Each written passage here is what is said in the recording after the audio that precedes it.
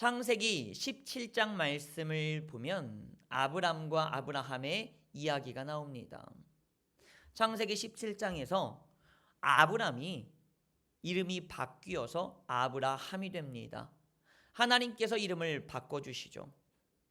아브라함의 아내 사레도 이름이 바뀌어서 사라가 됩니다. 이제 그 후로는 그 누구도 아브람이라 부르지 않고 아브라함이라 부르며 사레라 부르지 않고 사라라 그렇게 칭하고 있습니다. 아마 여기에서 성경 잘 읽지 않으신 어른분들도 아브라함의 이름이 아브람이었던 것은 처음 하시는 분들도 분명히 계실 겁니다. 원래는 아브람, 사레였으나 그들의 이름이 변화되어서 아브라함 그리고 사라가 되었던 거죠. 이처럼 이름이 또 바뀐 이가 있습니다. 하나님께서 이름을 바꿔주신 이가 있는데 창세기 32장 말씀을 보면 야곱의 이름이 그렇습니다.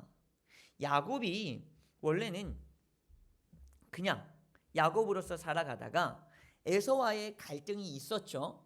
그래서 삼촌 집에서 라반 집에서 잘 숨어 있다가 이제는 때가 되어서 자신의 형인 에서를 만나러 갑니다. 야복강이라는 강만 넘으면 이제 에서가 사는 땅으로 들어가는 거예요. 하지만 이는 두려웠습니다. 죽을까 봐. 너무나 무섭고 괴로웠죠. 그래서 자신의 아내 모든 자식까지 다 먼저 보냅니다. 그리고 자신은 야복강을 건너기 이전에 그 야복강가에서 밤새도록 고민합니다. 기도합니다. 이때 홀로 남아있는 그 속에 누군가가 찾아오고 그는 밤새도록 씨름을 합니다. 그리고 그 씨름에서 이긴 야곱은 그에게 너는 하나님과 겨루어 그리고 사람과 겨루어 이겼다는 이름에 이스라엘이라는 이름으로 불릴 것이다 라고 말합니다. 그 뒤로 야곱은 이스라엘이라는 이름을 갖게 돼요. 또 한 번 하나님께서는 창세기 35장에서도 이름을 다시 한번 언급해 주십니다. 너는 야곱으로 이름이 불릴 것이 아니라 이스라엘로 이름이 불릴 것이다. 그런데 하나님의 이 말씀과는 다르게 성경에서는 그 뒤에도 계속 야곱으로 불립니다. 그의 호칭은 아브라함이 아브라함이 되어서 우리에게 아브라함이 익숙한 것처럼 이스라엘로 불리지가 않아요. 계속 야곱으로 불립니다. 왜 그럴까요?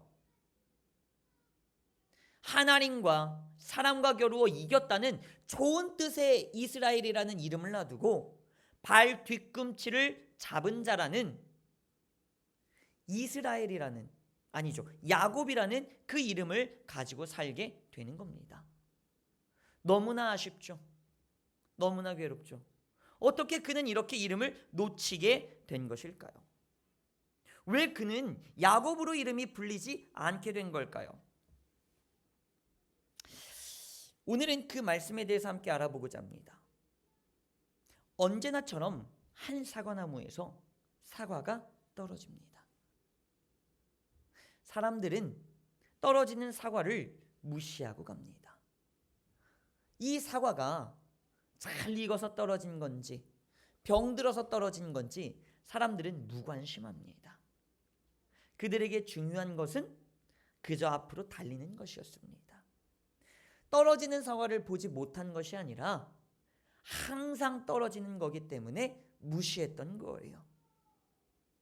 언제나처럼 떨어지는 사과를 우연찮게 목격했던 한 인물은 그날따라 눈빛이 달라집니다. 그리고 그는 새로운 것을 깨닫습니다. 그것이 바로 만유인력의 법칙, 우리가 흔히 말하는 중력이라는 거예요. 그 인물은 바로 뉴턴이었습니다. 지구는 둥굽니다. 그런데 왜 우리는 떨어지지 않고 있을까요? 참 신비롭습니다. 하나님의 창조가 너무나 신비로워요. 그래서 우리는 이 지구에서 떨어지지 않고 계속 붙잡힘을 당하고 있는 겁니다. 중력은 우리들로 하여금 이 지구에서, 땅에서 떨어지지 않도록 꽉 붙잡고 있는 힘을 바로 중력이라 말합니다. 말씀 중에 죄송한데 혹시 에어컨 온도가 몇 도인지 알 수 있을까요? 에어컨에서 자꾸 습한 냄새가 납니다. 에어컨을 조금 더 온도를 낮춰주시면 감사할 것 같습니다. 아니면 에어컨이 제대로 작동하지 않는 것 같습니다. 죄송합니다. 계속 말씀을 이어가도록 합니다. 마찬가지로 지구가 우리를 떨어지지 않도록 중력으로 꽉 붙잡고 있는 것처럼 영적인 우리들의 삶과 영적인 우리들의 세상도 역시 그러하다는 거예요. 에베소서 2장 2절의 말씀처럼 공중권세를 잡은 악한 영들은 여러분들로 하여금 이 세상에서 떨어지지 않도록 가득 꽉 붙잡고 있다는 사실입니다.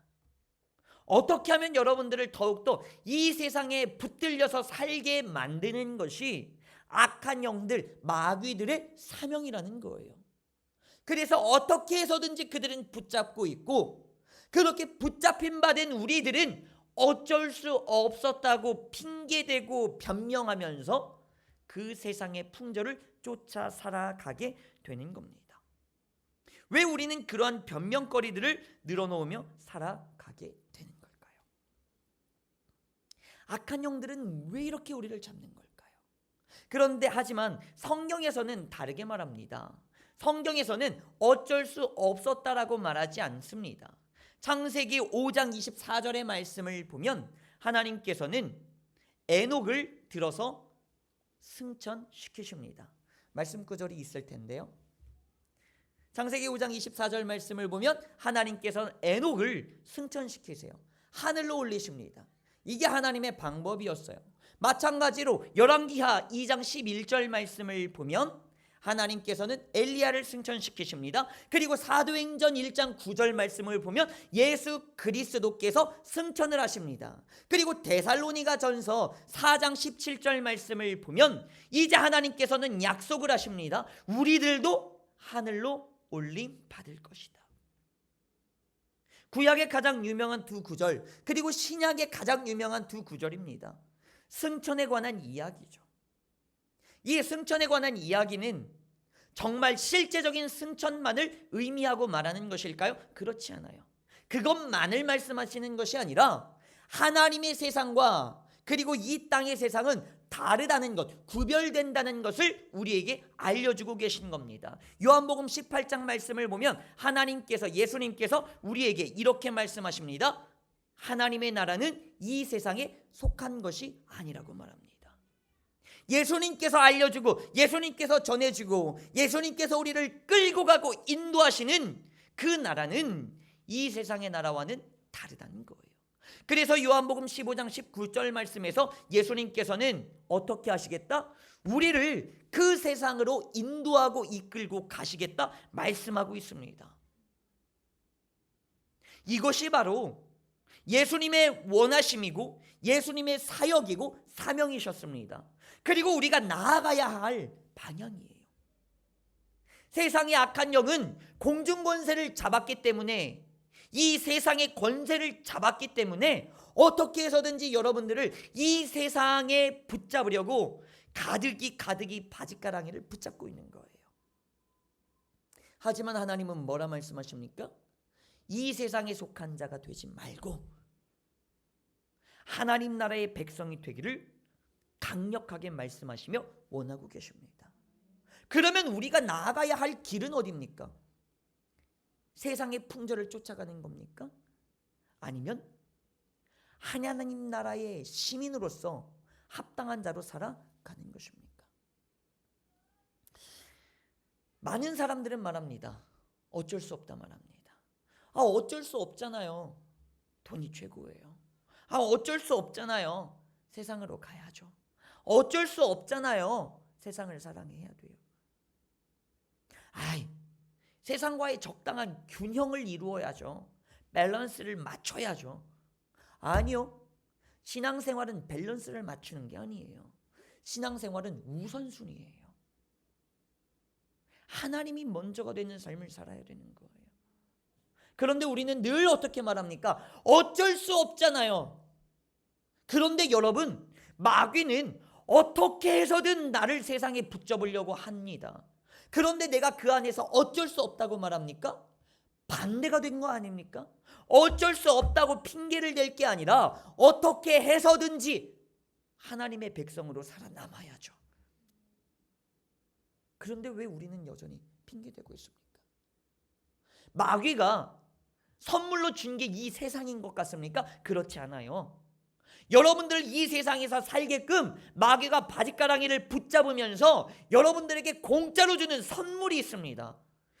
마귀가 주는 은혜가 있어요. 그게 뭔 줄 아십니까? 이유예요. 이유. 마귀가 공짜로 이유라는 선물을 줘요. 그러니까 우리는 그 이유라는 마귀의 은혜를 붙잡고 어쩔 수 없었다고 변명하고 핑계대고 살아가는 겁니다. 여러분, 마귀가 주는 선물은 갖다 버리시기 바랍니다. 그래요. 세상을 살아가는 데 필요하지. 맞아요. 그래서 여러분 100년 인생 돈 가지고 잘 사십시오. 우리는 영원히 하늘나라에서 더 떵떵거리면서 잘 살 겁니다. 돈 가지고 천년만년 사실 것 같습니까? 진시황이 명예를 가졌고 권위를 가졌고 돈을 가졌고 사실 건강도 있었어요. 그런데 진시황이 정복하지 못했던 것이 있습니다. 그게 뭡니까? 죽음이었어요.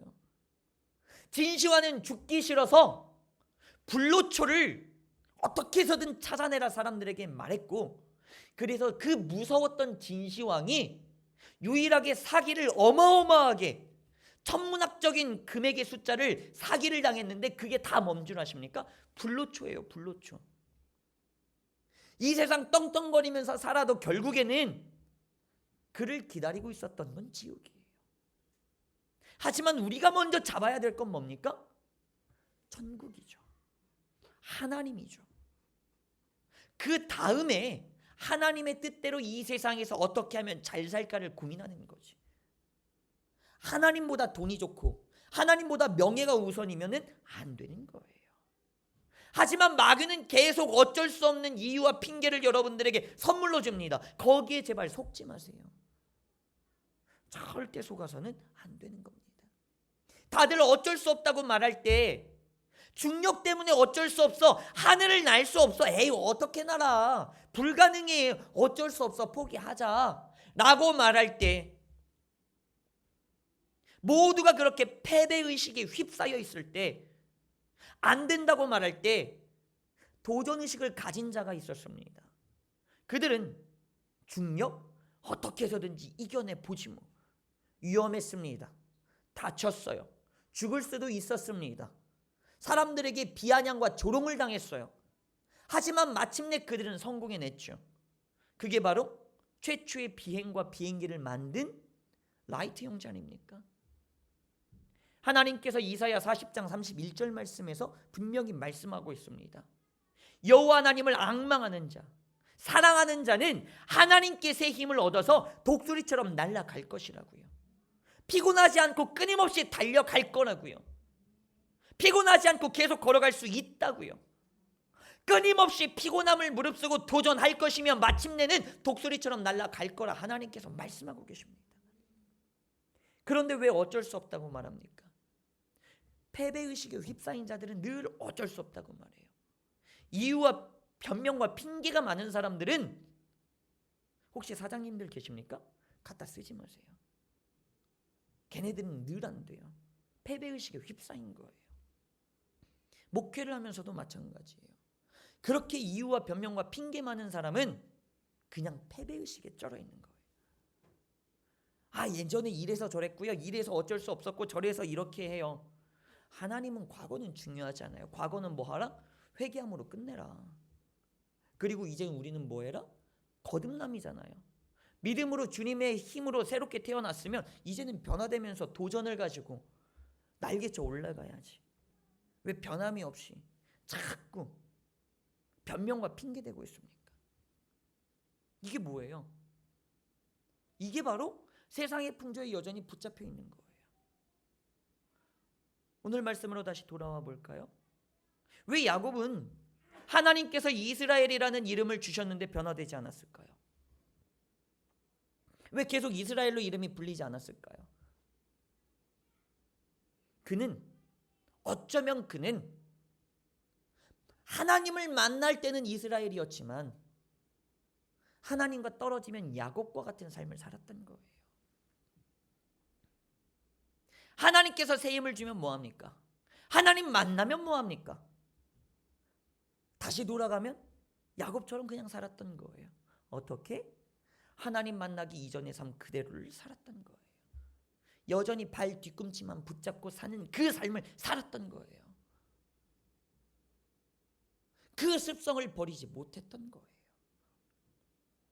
하나님께서 만나 주셔서 이스라엘이라고 이름을 주셨으면 이스라엘처럼 살아갔어야지. 왜 여전히 하나님 만났는데?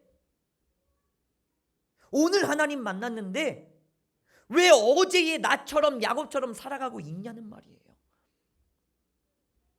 그러면서 어쩔 수 없다고요? 패배의식? 하나님 능력 있으신데 말이 안 되는 거예요. 그거는 잘못된 겁니다. 그게 혹시 나의 삶은 아닙니까? 이 문슈아 목사의 삶은 아닐까요? 그게 혹시 당신의 삶은 아닐까요? 야곱처럼 살고 계십니까? 이스라엘처럼 살고 계십니까? 수련회를 하면, 찬양을 하면, 기도를 하면 눈물이 나십니까? 감동받아요? 그래서 막 사람들이 볼 때는 은혜 받은 것 같죠. 하나님 만난 것 같죠. 맞아요. 은혜 받은 거고 하나님 만난 거 맞아요. 근데 그거는 중요한 게 아니에요. 왜 그들이 눈물이 날까요? 왜 감동이 될까요? 왜 기쁨이 생기고 위로가 생길까요? 하나님을 만나면 단순히 만나서가 아니라 하나님께서 말씀하시기 때문이에요. 내가 너를 사랑한다. 그럼에도 사랑한다. 힘드니? 내가 너와 함께한다. 그러니 뭐하자? 승리하고 이겨내고 버티고 견뎌서 앞으로 나아가 보자. 그런데 그 하나님 말씀 소명을 붙들고 막 울어. 그런데 하나님 만나고 난 다음에 집에 돌아가서는 하나님의 소명은 다 잊어버리고 다시 세상의 중력, 세상의 풍조를 쫓아 살아가요. 안 돼. 어쩔 수 없어. 하나님이 어디 있어? 그렇게 울어대면 뭐예요? 그렇게 방언하면 뭐예요? 그렇게 부르짖으면 뭐예요? 하나님을 만났으면 이제는 뭐 해야 돼요? 하나님의 소명대로 사셔야죠. 하나님 만나는 거 너무 중요해요. 그런데 하나님 만났으면 이제는 그 하나님 지키면서 살아가야지. 왜? 어제도 만나고 오늘도 또 만나야 되고 내일도 또 만나야 해요. 그 하나님 계속 내 안에 지키고 있었어야죠. 이것 자체가 어쩌면 우리의 생각 자체가 그릇되고 틀렸다는 거예요. 계속 야곱처럼 살아갔던 거예요. 하나님 만나는 그 순간만 이스라엘, 그리고 하나님 벗어나면 야곱. 교회 안 와서는 이스라엘, 울고 불고 방언하고 손들고 뜨겁게 찬양하고. 하지만 집에 돌아가서는 야곱. 하나님 만나기 이전에 똑같은 그 승질머리 그대로 살아가고. 혹시 그게 이 문샤 목사 아닐까요? 혹시 그게 당신은 아닙니까? 하나님이 언제 그러라고 하셨나요? 분명히 이 문샤 목사가 어떻게 살으라고 말하지 않아도 돼요. 말할 필요도 없어요. 왜? 하나님 만났으면 분명히 그 감동이 있으니까, 그 소명이 있으니까. 어떻게 살아야지? 하나님께서 주시는 그 양심, 성령의 감동 분명히 있으니까 제가 말할 필요가 없다고요. 그런데 왜 우리는 여전히 그렇게 살아갈까요? 이제는 우리가 울며불며 하나님 만나주세요 할 때가 아니라 이제는 하나님 만나러 가면서 승전고를 울려드려야 될 때가 아닐까요? 하나님, 저번에 만난 하나님 내가 잘 지켰어요. 세상이 이 하나님 뺏어가려고 했어요. 그런데 내가 지켰어요. 잘했죠. 하나님 앞에 이제는 그렇게 기쁨으로 나와야 될 때가 아닐까요? 하나님, 세상은 잡고 나를 끄집어 당기고 중력으로 나를 이 땅의 사람으로 만들려고 했지만 하나님께서 주신 그 새 힘을 유지하여 독수리처럼 나는 계속 비상하고 있었어요. 하나님, 나 추락할 뻔했어요.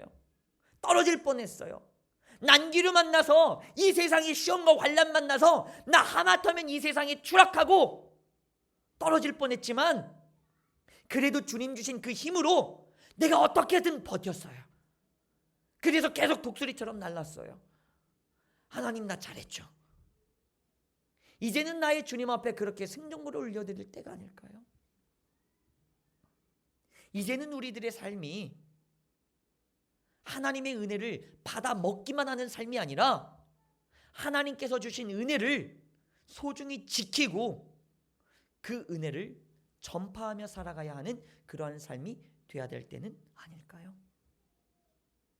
이제는 여러분들이 중력에 당하지 말고 비상하는 삶을 살기를 원합니다. 단지 야곱과 같은 이전의 삶이 아니라 하나님을 만난 바로 그 순간에 이스라엘의 삶을 계속 살아가시길 바랍니다. 하나님을 만나기만을 고대하는 삶이 아니라 이제는 하나님을 지켜내는 그러한 삶을 살아가시길 예수 이름으로 간절히 축복하며 기도합니다. 아멘. 이 시간 함께 기도합니다.